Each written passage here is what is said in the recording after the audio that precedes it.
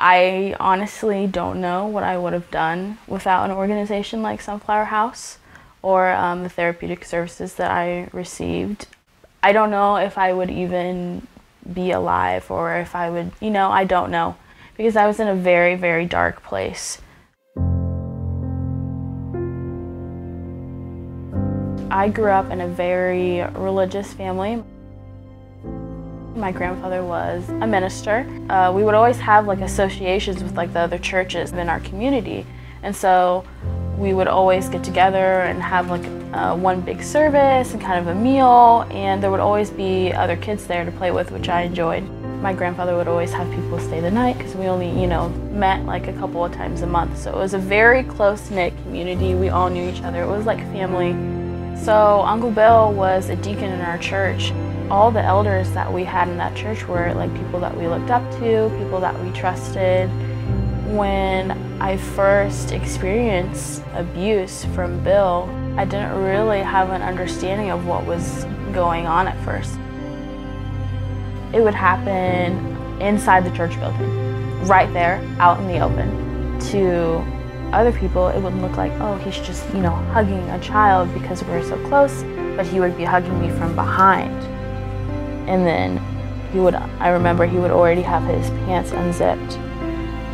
To the people watching, you don't think of something like that because it's just so sickening. It would happen at my grandfather's house, and I would have my own bedroom and I would stay the night, and I remember that he would sneak into the door when I was sleeping, and it would just be him and I in the bedroom. And so those were moments where my parents and my grandpa were all downstairs. I wasn't able to, to do anything about it because it was just him and I in the room, and he would, force me to be quiet. And I mean forcing me to be quiet, he would just have this look on his face and like do this little finger and like shush me. And that was enough to control me because I was so young and I didn't know. I didn't know what he was going to do if I did say something. He could have hurt me, he could have killed me. So I didn't say a word. I just laid there lifeless. To be honest, I'd had suspicions, but I hadn't wanted to acknowledge them to myself. I kept thinking I must be wrong because this couldn't be happening to me and to our family.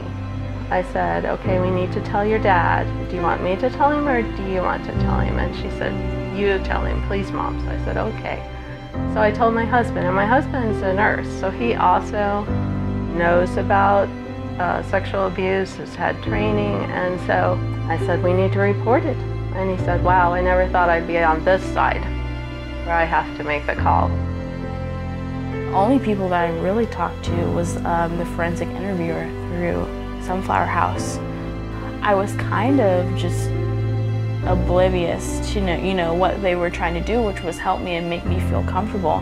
And it wasn't until like after that interview, I remember they took me to the teddy bear room, and I was able to get my teddy bear. Actually, it's a lion. I just remember leaving there, and I had a totally different outlook than like when I first walked in to Sunflower House. I realized that maybe things were going to be okay, and that people were going to help me and help my family get through this, and that I didn't have to do it alone.